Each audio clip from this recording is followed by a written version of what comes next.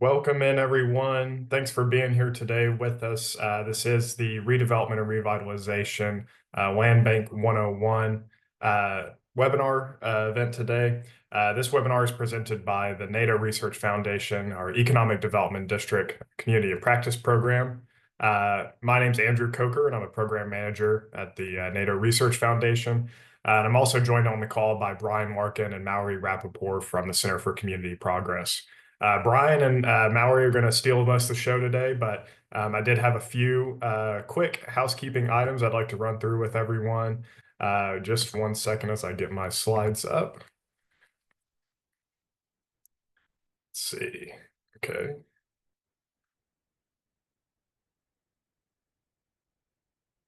And you are in the right place for the Redevelopment and Revitalization Land Bank 101 webinar today. As I mentioned, this is part of our Economic Development District Community of Practice program, which is a 5-year cooperative agreement with the U.S. Economic Development Administration.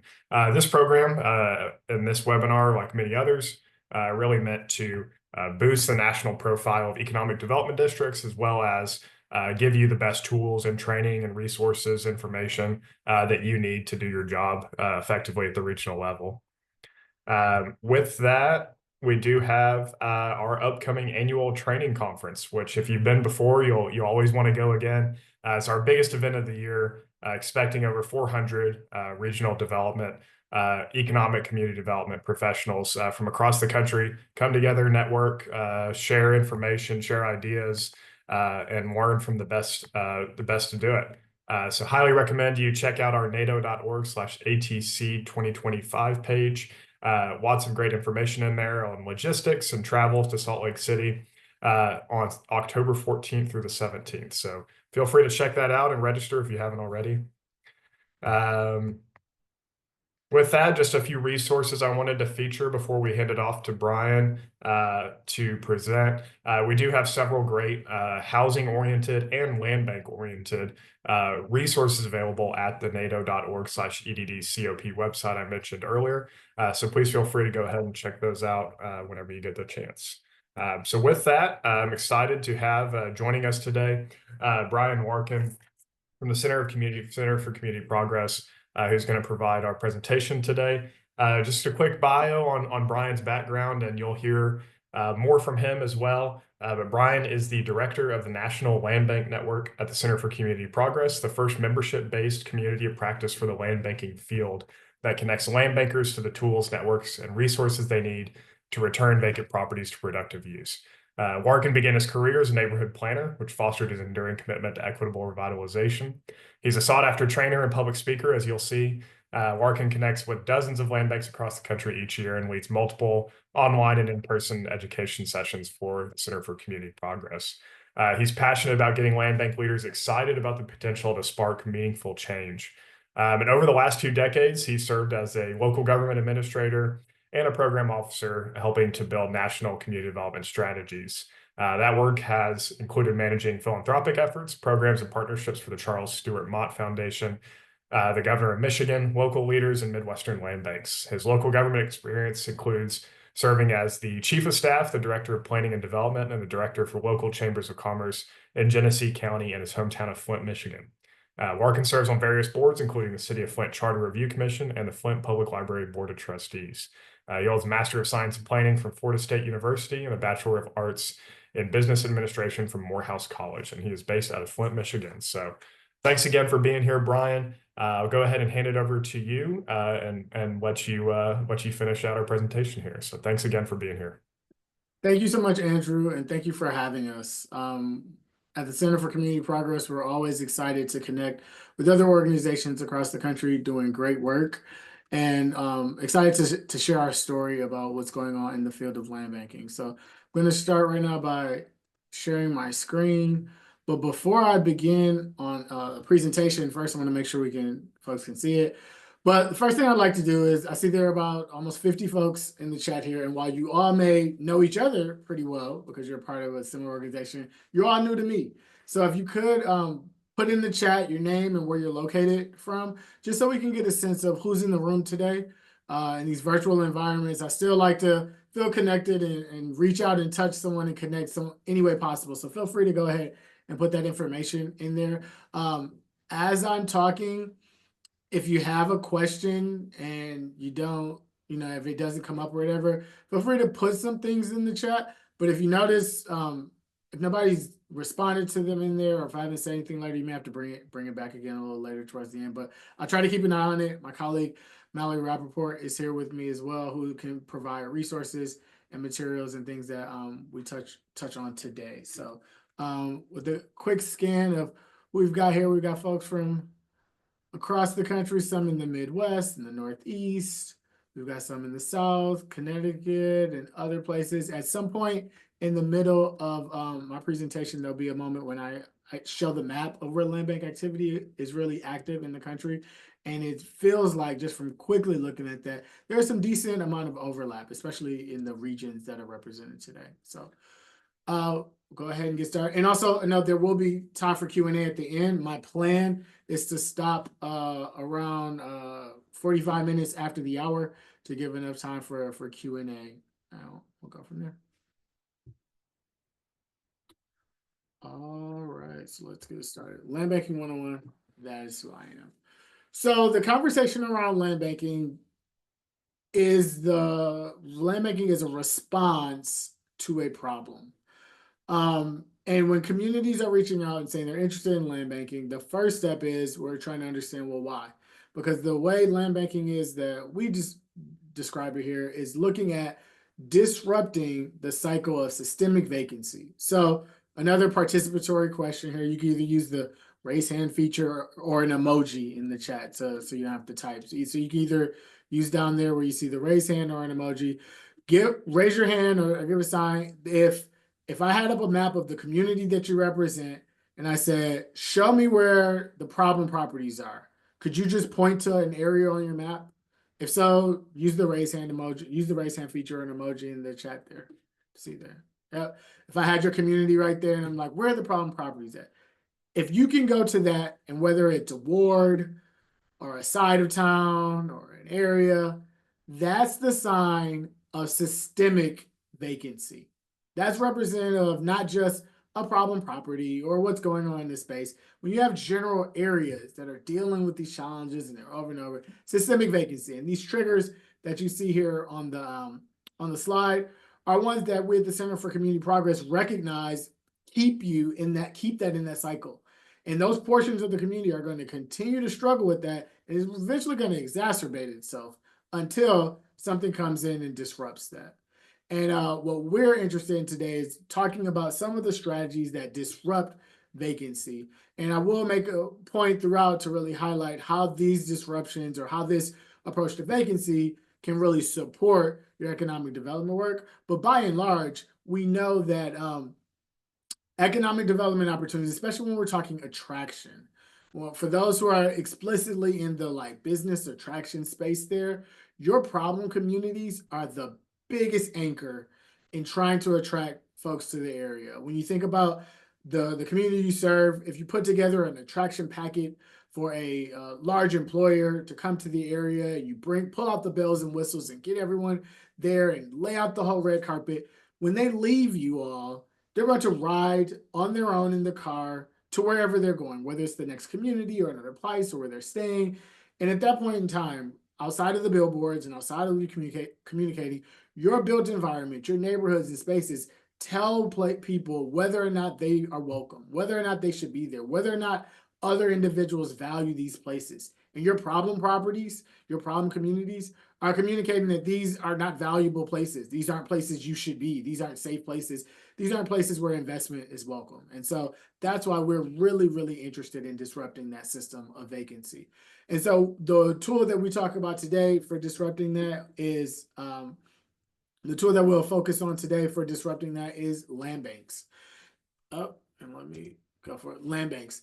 Land bank is a public authority focused on the conversion of vacant, abandoned, and tax delinquent properties into productive use. And we'll get into how we do that, where powers come and all that. But at the core, these are the type of organizations we're talking about. Land banks exist to convert those problem properties that was in that system of vacancy into productive use that can then help support the individuals who reside in those communities. So what are the problems that land banks can help address? If you have large numbers of vacant, abandoned, and deteriorated property, if you see that acronym VAD, that's vacant, abandoned, tax delinquent properties. So if you're thinking about your community again, put the mental map up in your head of the community in which you reside, and we'll say, are there large numbers of problem properties? So not just a sprinkle or a handful, because in a healthy market, it's normal to have a few vacancies, one or two problem properties here and there. That's a normal ebb and flow of a market, and those things can be absorbed and handled by the market. But if you have large numbers of these problem properties, that's a challenge, and that's something a land bank may be able to help you with. In addition to large numbers of problem properties, these problem properties are owned by all different types of individuals for communities that are not served by land banks. If you aren't served by a land bank, you're interested in trying to understand, is a land bank for you?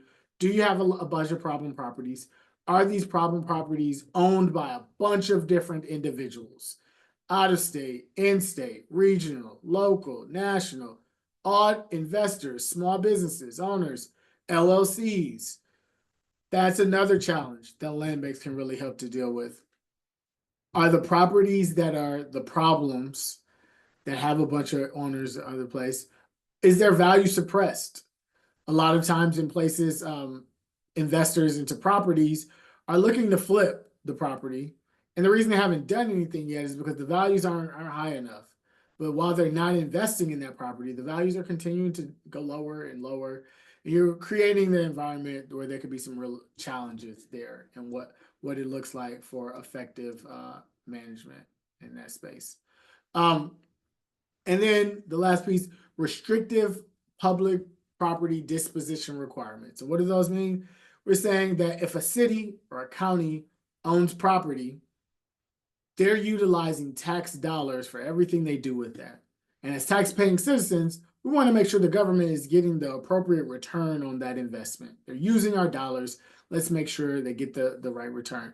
So in many communities, they have rules that say if you're going to sell a piece of property, you have to make sure you get the highest return, or you put it out to bid, or you do these different process. But oftentimes that keeps us in that cycle of vacancy. And we'll talk a little bit more about how these restrictive approaches can keep you in that cycle. So when does a land bank make sense for a community? I've got a bunch of problem properties, owners all over the place I can't track down. People don't value, the property is valued lower than we think it should be. And the city or municipality alone couldn't get it in its hands and turn it into the types of things our communities need. So we talked about what land banks are, but what land banks are not. Land banks are not simple community development corporations, organizations that can just regularly build housing. Also, land banks are not financial institutions, but in spite of the word bank, they're not actually places that hold lots of dollars. They're not the place for quick flipping of property, because as we mentioned, they're dealing with some really troubled properties. And they're not Rumpelstiltskin. Who remembers the story of Rumpelstiltskin out there? Yes, it was the individual who could turn worthless straw into gold overnight with no resources added to it. The straw in this metaphor here are the VAD properties.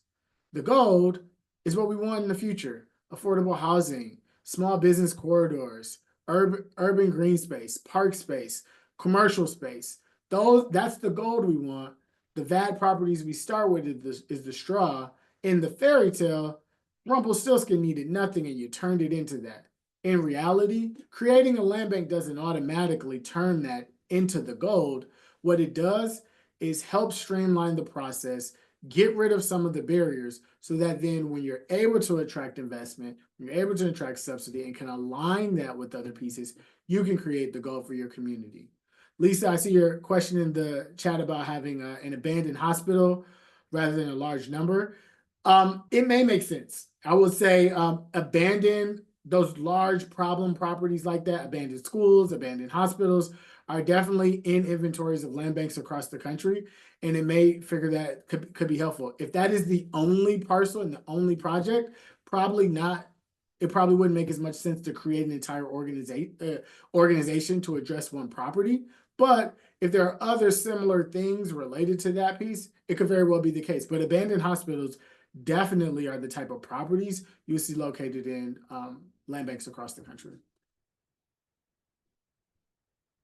So thinking about land banks, over the past 40 years, land banks have continued to move from the fringes to the center of equitable community development. These nimble, locally driven public entities are taking our straw, our problem properties, and turning them into gold. Gold is not just financially viable. Gold in this scenario is reuses that enhance the community as a whole. Productive reuse that is inclusive of the individuals who are residing in the neighborhoods and helps support those communities to be resilient on their own, having the full resources within the neighborhood. In some places, that community resiliency looks like a land bank partnering with the local organization to bring in a commercial grocer that hadn't been there in years before. In other places, it's a land bank partnering with a local development to bring in large-scale large-scale affordable housing with multiple tenants in there, whether it's light tech and different pieces there. So what that looks like varies. While a lot of times the conversation has been really focused around single family housing, it is not just single family housing. Land banks are really here for whatever the communities need to turn their problem properties into. So thinking about the history of land banks, when they first started off, there were 4 of them across the country. They were pretty quiet and worked with the surplus abandoned inventory that the cities owned. And so in those cases, they worked hand in hand with the city, were a function of government, and really accomplished the goals of government. Then what happened was we saw the foreclosure crisis of the Great Recession, and what that resulted in was many, many communities across the country receiving a backload of inventory. It was almost like a tidal wave of property. And where did this inventory come from? Well, you think about tax commissioners, treasurers, tax collectors, different titles across the country, but the individuals who are responsible for collecting property taxes. In addition to mortgage foreclosures, so this right here is tracking the foreclosure rate of mortgages. So you think of people who are unable to pay the mortgage in which the bank previously owned, and that was the highlight piece of that. But in addition to that, there are people who are unable to pay the property taxes on the property. And by and large, these property taxes, which are lower oftentimes than the mortgage, the inability to pay the property taxes usually was more a reflection of the lack of value the owner of the property saw in the property in the area. So property values continue to plummet in that system or a cycle of systemic vacancy, and individuals were walking away from properties left and right. Our tax foreclosure systems were created in a way that was expecting there to be inherent value in a property. And so if you, as a private owner, aren't paying for your property taxes, then we have a system of foreclosure and then selling it at an auction that gives us paid in full that value of the property, and then you move on to the other place. The mortgage foreclosure crisis saw property values drop so low in some areas that that system no longer worked, and we had properties that didn't have responsible owners. So some of the places that really spurred this off were in Ohio and Michigan. And what we saw in Ohio and Michigan were innovative ways in which they changed their or updated their tax foreclosure process to make it really easy that when individuals identified they were abandoning their property, we could get it into the hands of a responsible owner. So the first of these was in Genesee County, Michigan, with the Genesee County Land Bank. And then that became the model for land banks that have been created ever since then. And so moving forward there, we had after we expanded from Michigan and Ohio, the field of land banking really started to explode, spreading across New York, Georgia, Pennsylvania, Nebraska, and to date we have plenty of land banks across the country, and we'll get into that a little later when we look at the map of where land banking activities occurred. So that was the history of how the field grew.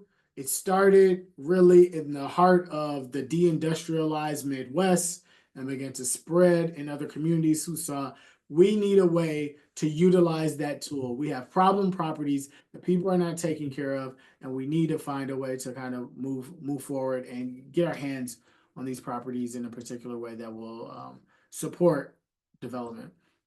So that's where the land banks were located. But what did they do? What you see right here is a list of probably the 4 core activities of land banks across the country.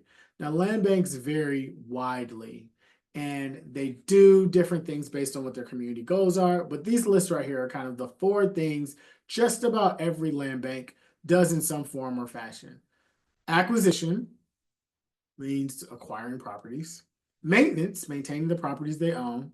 Disposing of the properties, and strategic reuse of said properties. So just about every land bank that is created is looking at some portion of these 4 things, but building on a lot of other things. And when we highlight some of our survey findings a little later, we'll go over that piece as well.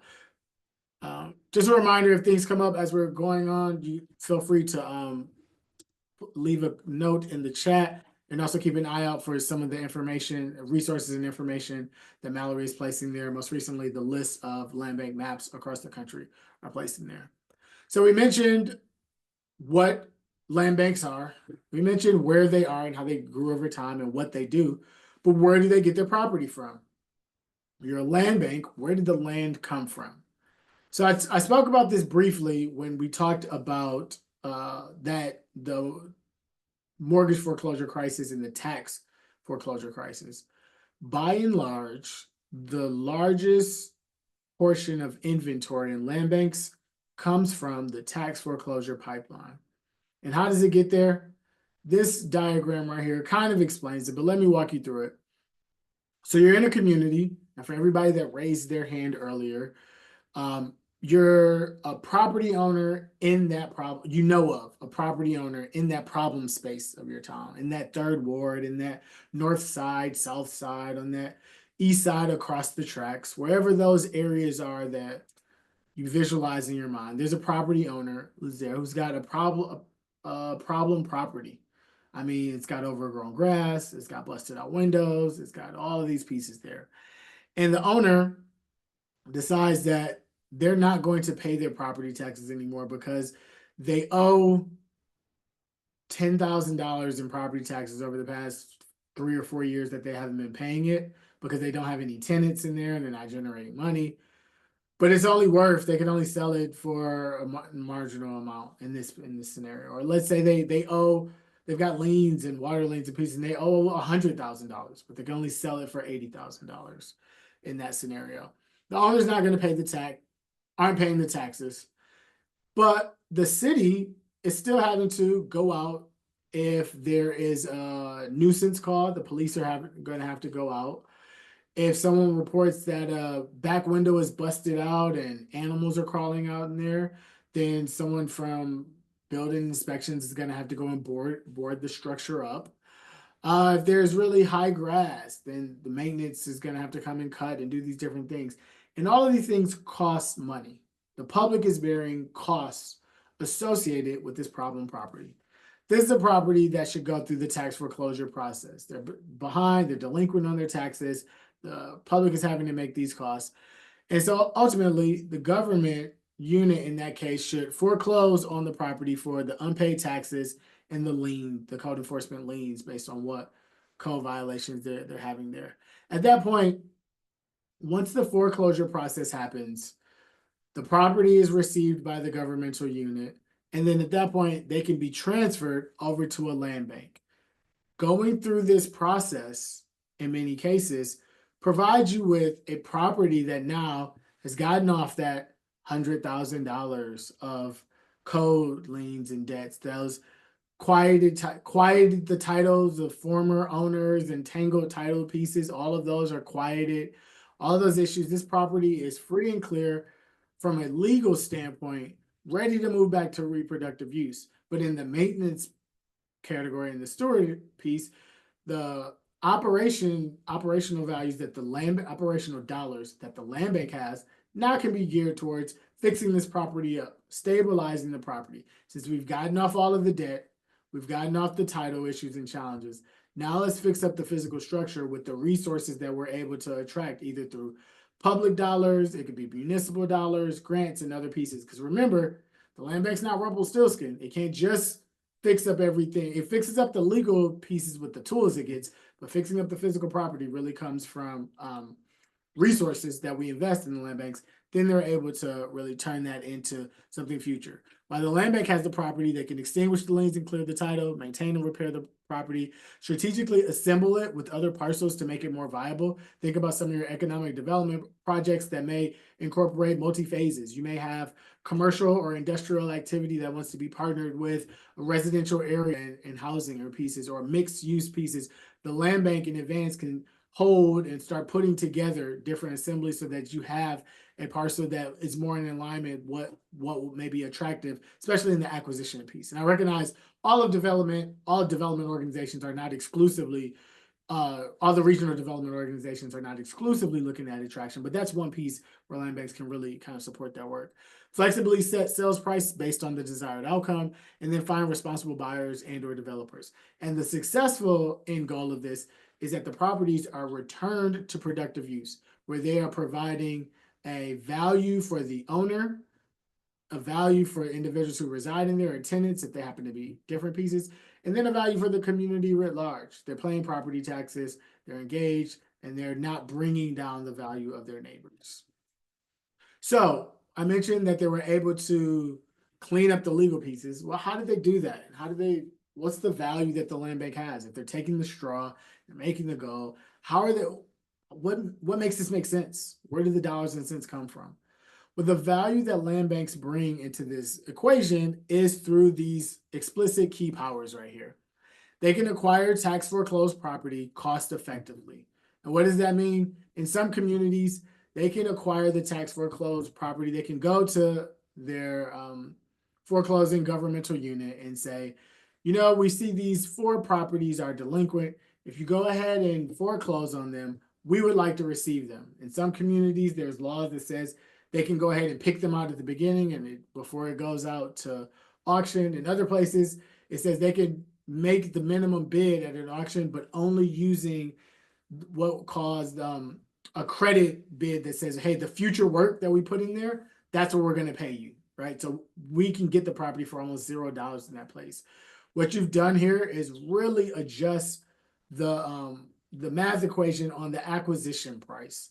Because if you're able to get these properties virtually free or really, really cheap, it makes it a lot easier for you to transition the properties into things that the community needs and not be beholden to trying to chase a transaction that was not viable before the land bank got it.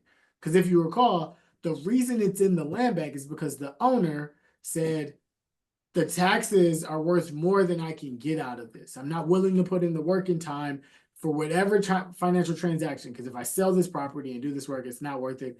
I'd rather just let the municipality deal with that. The way we try to counteract that and give the communities a leg up is take out those existing costs, take out those former costs, also really reduce the acquisition costs, and now the land bank can work with partners and maybe assemble and do those other things to make it more viable to get it back out the door. Other things, controlling that cost, extinguishing the liens, clearing the title, that reduces the financial cost, but clearing the title also reduces the time, the cost of time with deals. If you know for sure when you get a title from a land bank that it is free and clear and you don't have to worry about anything else going backwards. Also, you know, if a land bank is partnering with the industry or entity to acquire property, that you can count on that in a future application. If you say, hey, we don't have it in our ownership, but the land bank holds it, they know that that really means something and that they can dedicate that for future work if you're able to attract resources. Think about like federal grants or things like that. They can hold property tax exempt. They can generate and collect revenue from delinquent tax fees, recapture, or other funding mechanisms. In some cases, land banks are able to do all of that work.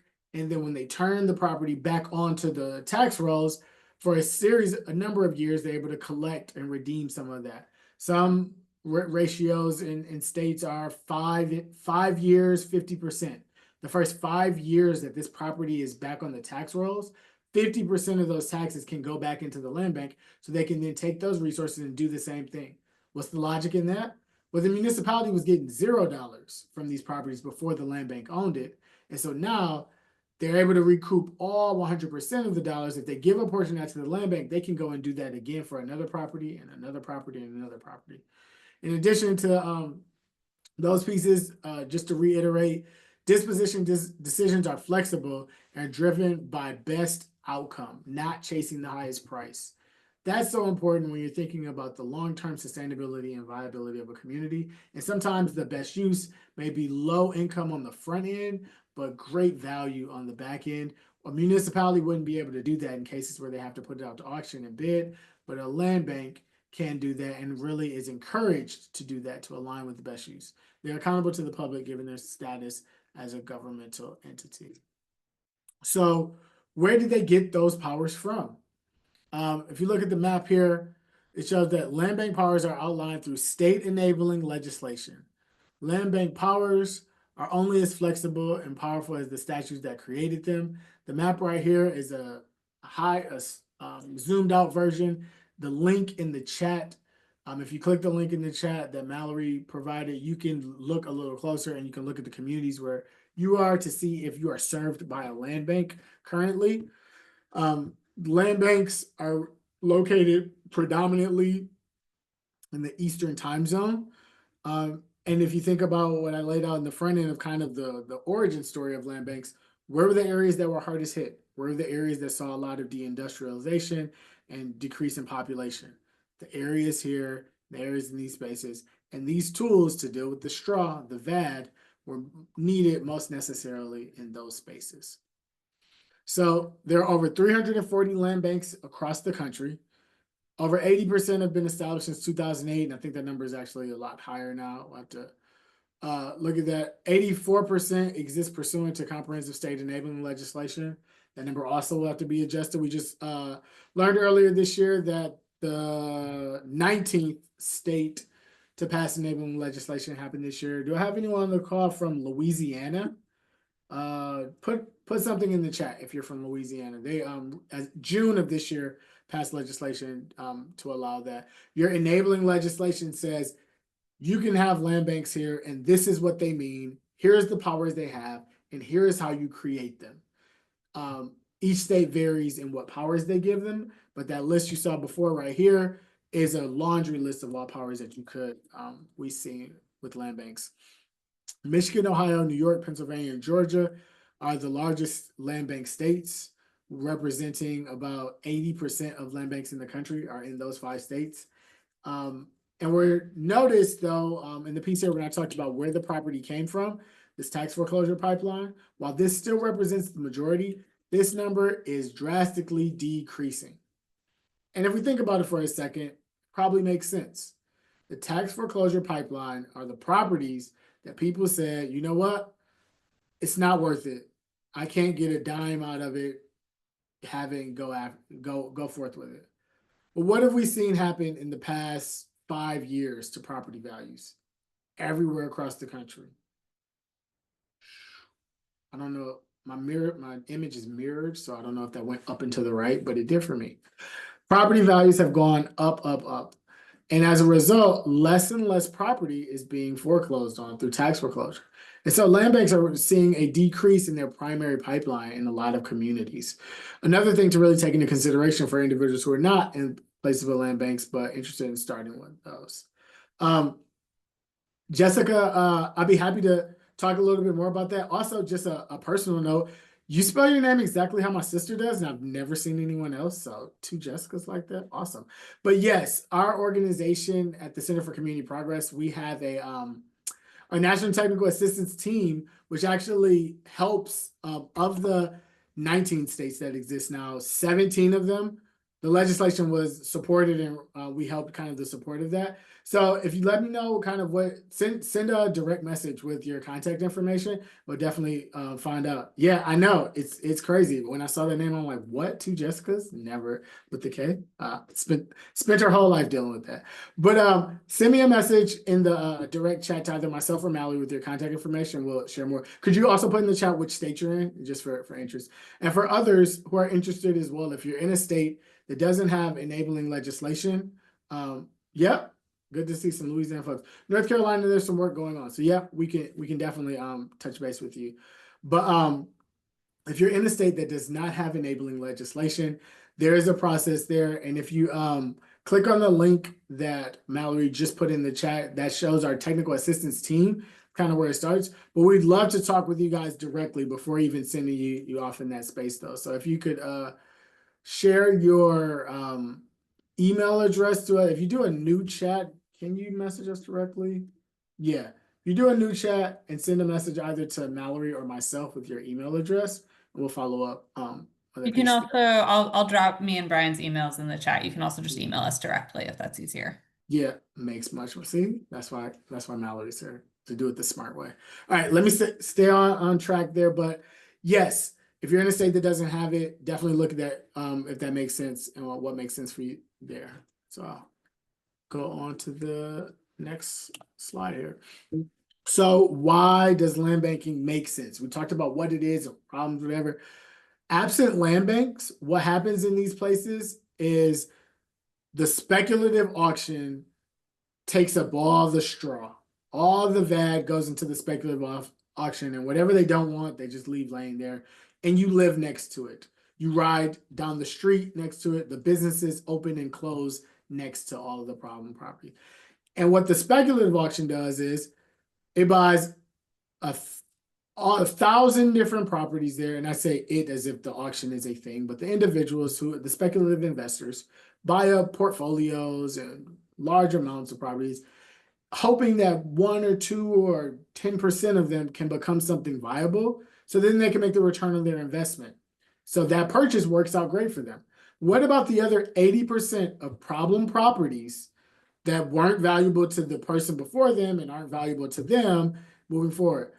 Communities are still stuck with these problem properties and moving forward with that issue there. And so the land banking offers a more predictable outcome with consistent needs. You take the worst of the worst problem properties in communities and find ways to accomplish the larger community goals. So a question in there from Chantel was saying, why would a state not want to pass legislation to allow for land banks? Particular disadvantage.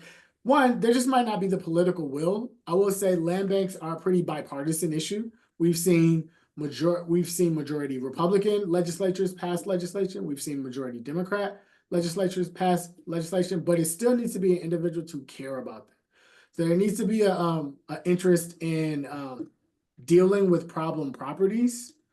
And sometimes, I can say for some communities, they may not, the juice may not be worth the squeeze in their opinion. Because remember what I said, when you look at I just saw your second question, examples of land banks that are not doing well. That's like asking me what's my ugliest child, but I'll try to work on that one. But for the first piece, when you think about a community, and we talked about that piece in how we're in time, we got about 5 more minutes. I'll because I still want to open it up and stop it, go through our questions. When we talked about the piece right here, right? Problem properties that people are abandoning and walking away from. That's going to be your pipeline. We're going to create this thing.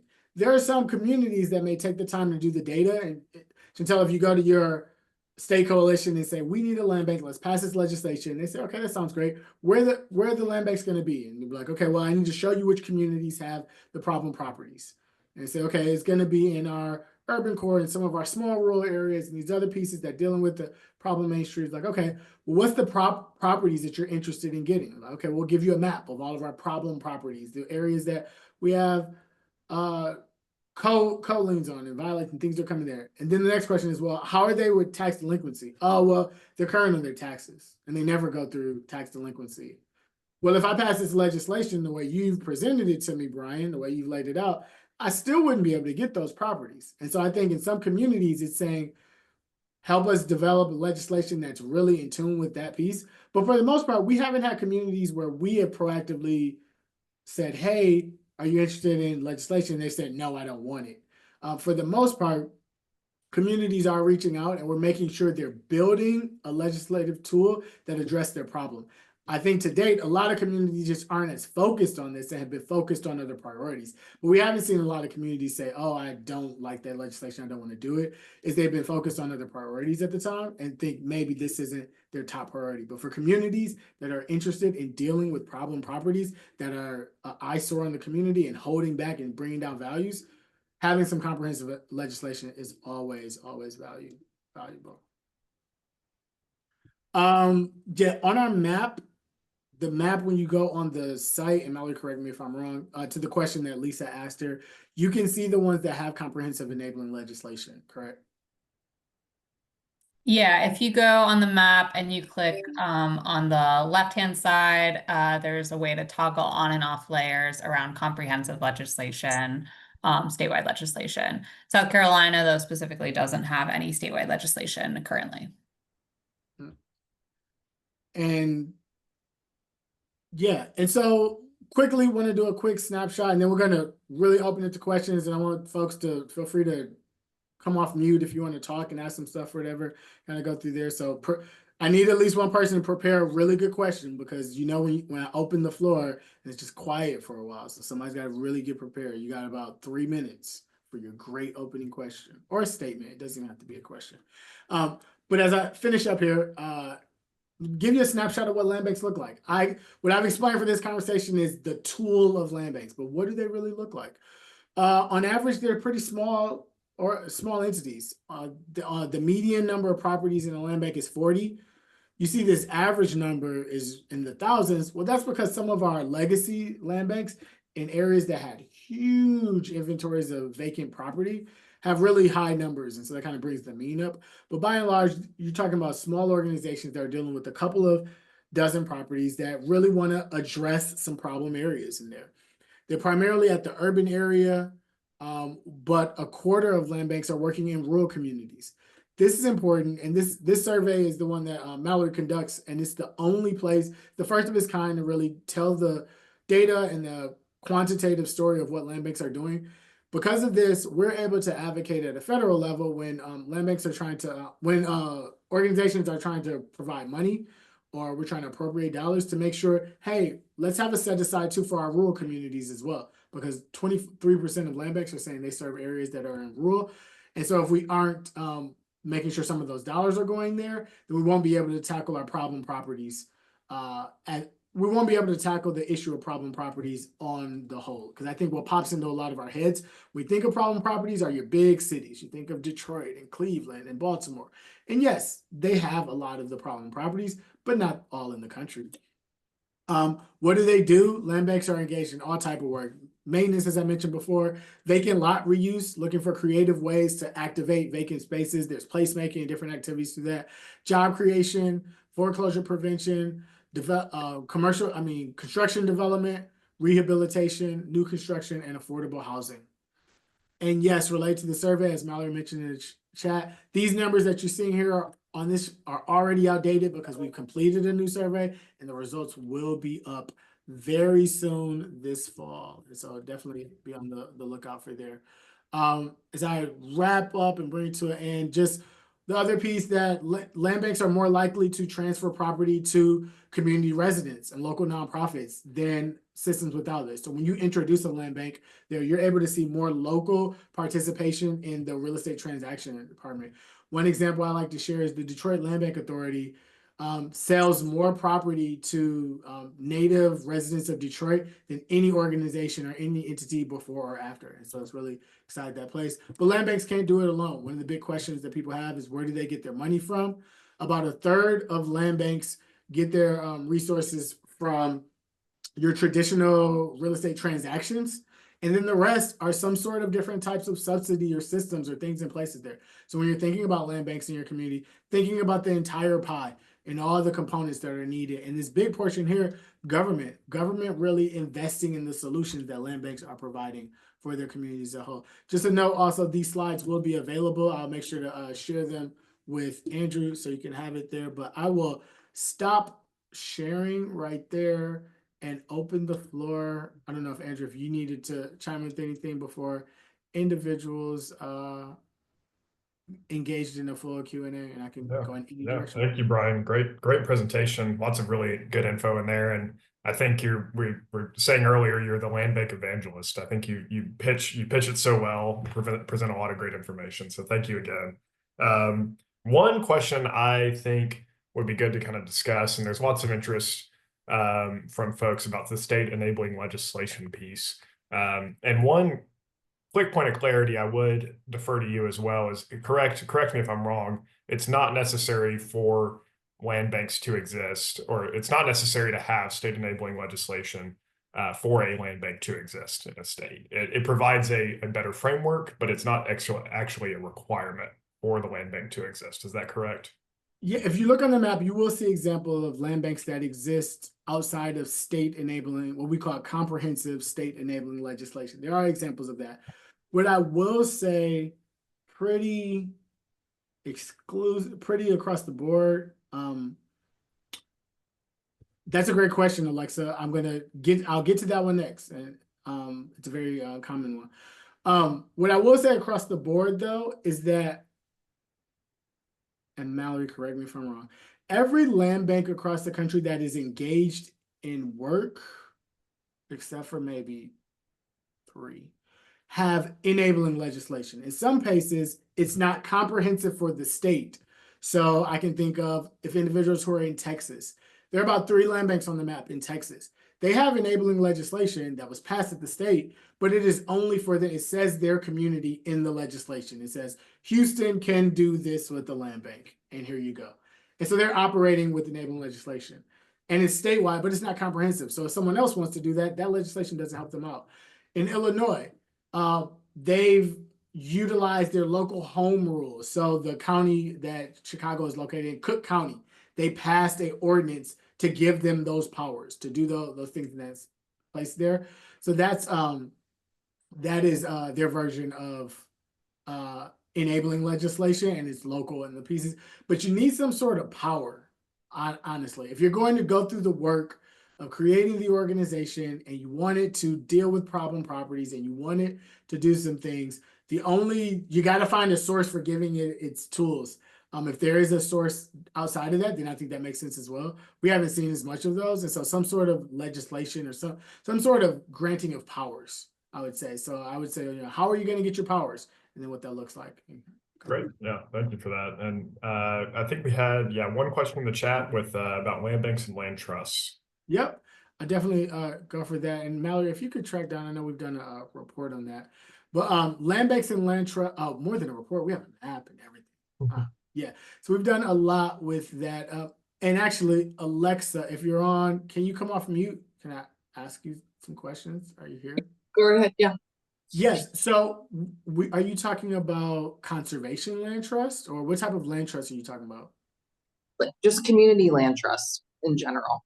Yeah, so community land trust for affordable housing. That's what it works.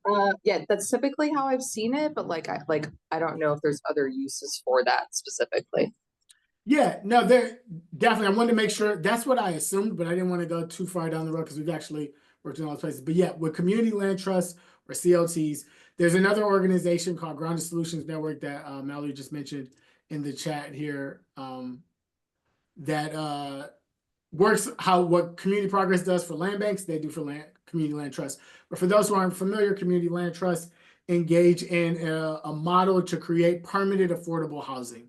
They develop housing and they have a system in place that makes sure the housing is affordable forever. They work really well together, land banks and land trusts, because, well, they're working at different ends of the real estate market and the problems. Land banks are dealing with the problem of The private market is abandoning property and leaving property in disrepair. Community land trusts, or CLTs, are operating in the sense of they're pricing people out and they can no longer live here. They value it too much. And so we're operating at different ends. Land banks are saying the private market devalues the property. Community land trusts are saying the private market is pushing the value up too high. But where they work together is over the lifespan of a community in a market. So think about the environment in 2008 versus the environment in 2025. In 2008, there are many communities who desperately needed somebody to help deal with, or some organization to help deal with their problem properties. And in today, some of those same communities that they pointed to on the map, that was their problem places, are places that are prime for development and people are really interested in moving into. If you have a land bank that connects with a responsible community land trust, they can say, okay, well, we'll hold these properties in these developing areas and transfer them over to you. So now the community land trust has completely decreased their acquisition costs, which is the biggest cost and burden for community land trusts, is how can they acquire the property? Land banks are a great source of property to acquire. The question is, will the land banks have the property in the area that the land trusts want to be in? And usually, if you create them both at the same time, probably not. Because you think of, when did the land bank get the property? They got the property when people didn't want it. When does the land trust want to develop the property? They want to develop in the places where people need it because they're in high demand. But over the lifespan, if you have both of those, they can really work as a pipeline to feed property into the CLT. And we have examples in that publication as well of various types, some that have MOUs. There's a standing MOU where the land bank has an agreement with the land trust, and any property they can acquire in specific areas that the land trust would like to go in, they'll do that. All the way to the most connected example that I always highlight is out of Columbus, Ohio. They have an organization that is they have an organization that's one and the same. Their organization houses the land bank and a land trust, separate functions, and they operate in the same place there. So that. Thanks, Brian. And one quick question I had that I think might be relevant for most folks is really talking about that seed funding piece. So if you're starting at the new land bank, you know, and you're sourcing funds from a variety of sources to really get off the ground, you know, let's say initial investment of a few $100,000 to acquire your first 10, 15 properties, whatever it may be. What are some of those kind of successful models you've seen of folks getting the organization off the ground and getting that initial seed funding? You know, of course, government grants would play a factor. Contributions from local governments would, of course, play a factor. What are some of those kind of successful models? Yeah, and I'll pull up the pie chart again to kind of talk to. When you're thinking about land banks just getting started, in our experience, the only way to really, how do I want to phrase this? By and large, it's government dollars that are supporting the creation of the land banks. Because of where we're talking about them here, land banks are dealing with public problems, meaning the responsibility, if the land banks weren't dealing with these problem properties, it's the responsibility of the government. So in the early stages, between government and philanthropic, those are the two entities in the early stages. You don't see a lot of early stages like investment where you'd have like the pieces that you would put together later in your capital steps, like some debt and a little bit of equity, and those pieces, those come later along once it's up and running and engaging that work. Also, historically, a lot of the land banks from the acquisition standpoint were created, as we mentioned, to acquire from that tax foreclosure pipeline. So they use their special powers. And so the acquisition was pretty low. So the main dollars they needed on the front end were not for acquisition, they were for operations. So how can we keep some staff? How can we keep a couple people on to kind of do that? And it varies. When we talk about staff size, land banks are small and mighty. 50% of land banks operate with one full-time equivalent or less. And so if you can handle the staff time of, you know, a full-time person, if you can handle the legal pieces of whatever tools you've got to clear title, to quiet title, and handling those pieces, and a bit of the kind of overhead at the early stages, that's really all that's essentially needed. And then from there, either engaging in projects whether it's acquisition of tax foreclosed property or engagement of pieces. It just kind of varies on the scale of what you want to work with. So if you're putting together a land bank because you want to work on an industrial park, you're going to need an industrial park that's privately owned. You're going to need a lot of money, right? You know, in this place. However, if you're dealing with a vacant neighborhood or a neighborhood that's declining in property values and the pipeline is going to come through there, it's kind of set in stone there. But yeah, we don't have a lot of examples of land banks reaching out and saying, okay, look, we got some seed investment of XYZ 100,000 and we're going to use it to capture a couple of properties in return, because we really try to keep the land banks away from operating on the transactional model of like investment, return on investment, because they don't generate an amazing return on investment. What they do is if they partner, like in Cincinnati with the Port Authority, the entity that's focused on the Port Authority is the Port Authority who's doing the economic development work is focused on the investment in those pieces. And they have this tool that is land banks that they're utilizing in the paces of like, hey, I've got these clouded title properties. I got these problem properties that if I use my traditional way, it's going to cost me this much to do. But because I have a land bank as a portion of that, that decreases my costs. And so really thinking about the tool from that perspective, more so than the perspective of the outcomes you're trying to produce. Because a lot of the development organizations that are here already can kind of engage in that outcome work that you're interested in already. What the land bank should do and help in that piece when you're thinking about the piece is, can they lower my acquisition costs? And when they can, that's the value of like, okay, well, let's do that here. And often, and to your piece too, if we're looking to embed it within existing organizations, you're also lowering the cost of what it takes to operate one. In some places, really, I think in Pennsylvania, their redevelopment authorities were able to function as land banks also. And the upfront costs are nominal. I mean, you got to think of reporting and filing and those pieces, but there aren't actual really heavy costs because they're acquiring the properties that the land bank power has helped them acquire more cost effectively than what before. And I realized I beat the air out of that question. No, it's great. It's great. Yeah. There's only And 2 minutes left. Let me do a lightning round here. Land banks responsible for maintenance 100%. Banks are responsible for maintenance and repair of the properties they have. They've often partnered with Habitat for Humanities and other pieces when they're doing redevelopment. Most of the time, land banks are partnering with other partners to do the development and rehabilitation. Sometimes they do it in-house. By and large, they're partnering with others. Question here from a grassroots organizer that started a CLT in their community. Oh, definitely check out Mark for those individuals. Alexa, when you ask us stuff about CLTs, definitely want to connect with that. Yes, Lisa, as far as proposing enabling legislation, shoot an email with us. Mallory's right there. We have helped write the majority of state enabling legislations that existed across the country. And land banks are structured in various different ways, but the majority of them are quasi-governmental organizations. Some of them have 501c3 status or others, so they can receive dollars from there. And voting on bonds, I don't have as much experience, examples when that happened directly with land banks, but we can look into that and get some information to you afterwards. thank you so much, Brian. Looks like we're coming up on the top of the hour.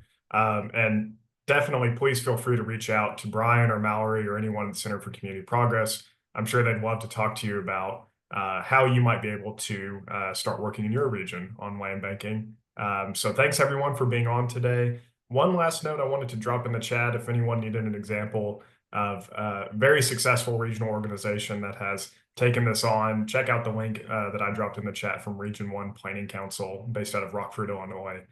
Really successful model and something that I think we can replicate across the NADO and EDD COP networks. So with that, we'll go ahead and wrap up for the day. Thanks again, and definitely stay in touch on this topic. Hope everyone has a good rest of the week and a good weekend. Thank you. Thanks so much for having us.